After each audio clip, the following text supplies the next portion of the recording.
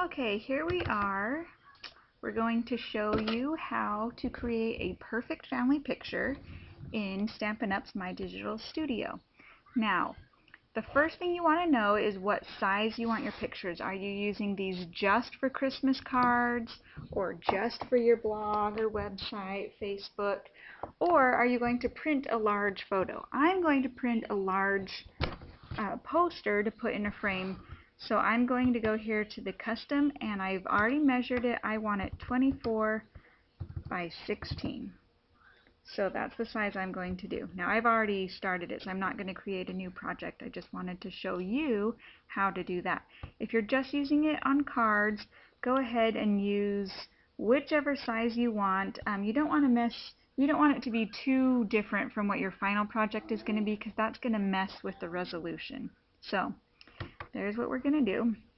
I've already started it here. So here's my blank canvas. Now the first thing I'm going to do is put a photo box on that entire canvas. So just going to drag it. And you'll notice to my left there aren't any pictures here. I've already loaded them on. You can see on the bottom I've already got some things I'm playing with. So you will go through, browse, find the pictures that you want, and then just drag that picture over to your photo box and let go. Now I've come up with, this is one picture that obviously I'm not going to use, but I love her face in it. So I'm going to use that one, and then let's see, this one's kind of my finished product. So I'm just showing you there. In fact, I'm going to delete that. This is what her face looks like in this picture, which is almost perfect. So I'm going to merge these two pictures. Hold on. That's the finished product again. I keep doing that. So I'm going to merge that picture with this picture. So I'm going to merge those two pictures. So then what I'm going to do, this is my almost perfect picture. I've dragged that one over. Then what I'm going to do is just choose from over here the pictures that I want to swap into the faces. So I'm going to choose a new picture that has a better face for her, which is this one. So pretend that's over here, and I'm just going to drag that over. Or actually, I'm going to do another photo box here and drag that photo over into that photo box. That way they're the same size. So then what I'm going to do is just copy and then paste that right on to the nearly perfect picture that I've already got. So copy and paste. So you can see there's two pictures on top of each other here. This is the one on the back. In fact, let's go to layers. The one in the back is the one that is almost perfect, so I'll bring that to the front. This one's almost perfect, so I'm going to leave that one alone. I'm going to go to the one that has just the faces that I want to switch out. The rest of us are close, so I'm just going to switch hers out. I'm going to go ahead and crop that. And I double clicked on it. You can also just go over here to crop under the photo bar over here. So crop, it's the same thing.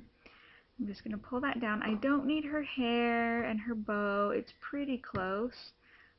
So I'm just going to get her face. I do want to make it a little bit larger than I think I need, because here we go.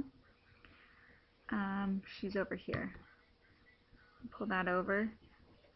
Put it right on top of the face I want to switch out. Obviously it's not perfect. What I'm going to do now is change that shape to a circle. It's a little bit easier to soften those different lines with a circle.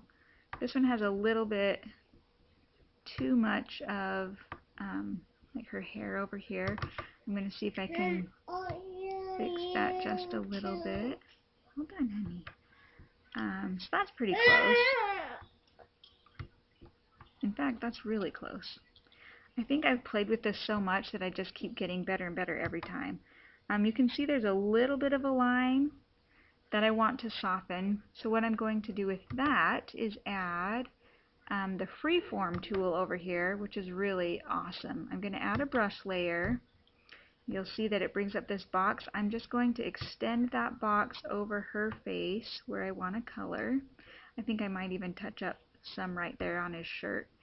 I'm going to change the brush size. I want it pretty small, just so that it's not so obvious. I like it somewhere in between 0 and 5. You can kind of play around with it depending on your picture. I also like to switch the brush to a half circle. It's not quite as obvious.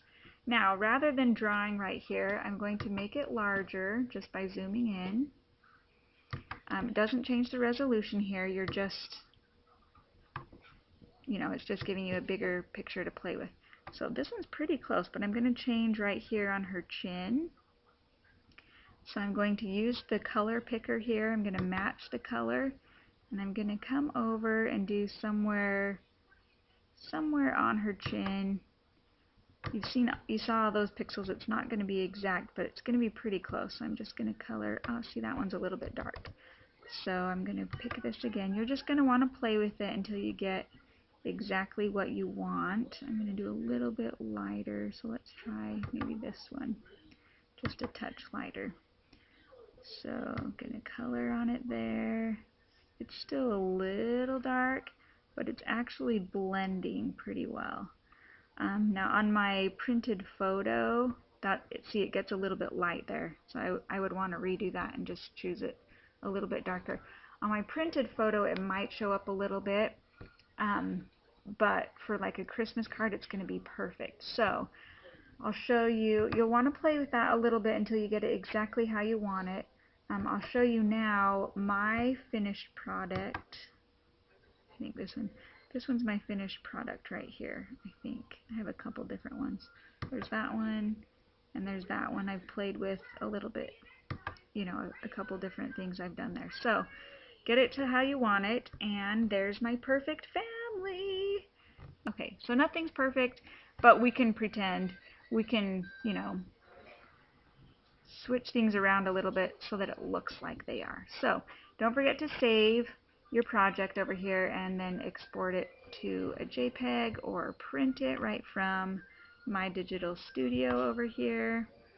That's an awesome thing about My Digital Studio. Anyway, thanks for watching my tutorial.